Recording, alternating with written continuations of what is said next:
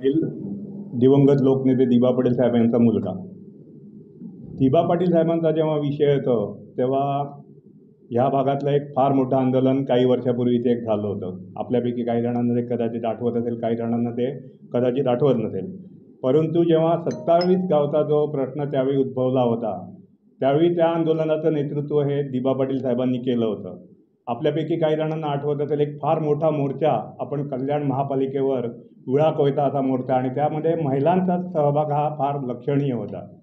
आणि त्याच्यानंतर तो प्रश्न आपला मार्गी लागला होता. आत्ता मला त्या प्रश्नाची नक्की परिस्थिती माहीत नाही, पण त्यावेळी तो प्रश्न मार्गी लागला होता. केवळ दिबा पाटील साहेबांनी त्यावेळी नेतृत्व केलं होतं आणि फार मोठं एक आंदोलन ते उभं केलं होतं.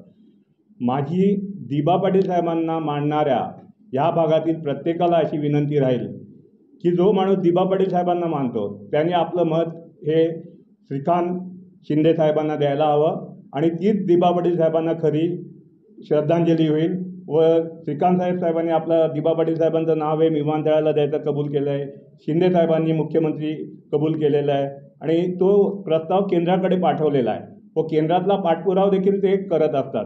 तर त्या दृष्टीने दिबा पाटील साहेबांना मानणाऱ्या प्रत्येक व्यक्तीने, प्रत्येक मतदारांनी हे आपलं मत हे श्रीकांत शिंदे साहेबांना द्यावं अशी मी आपल्या माध्यमातून सगळ्यांना विनंती करतो. सांगतो ऐकलं होतं जेव्हा सरकार अल्पमतात आलं, माननीय उद्धव साहेबांचं जे सरकार होतं जे अल्पमतात आलं, तेव्हा जाता जाता त्यांनी तो ठराव घेतला.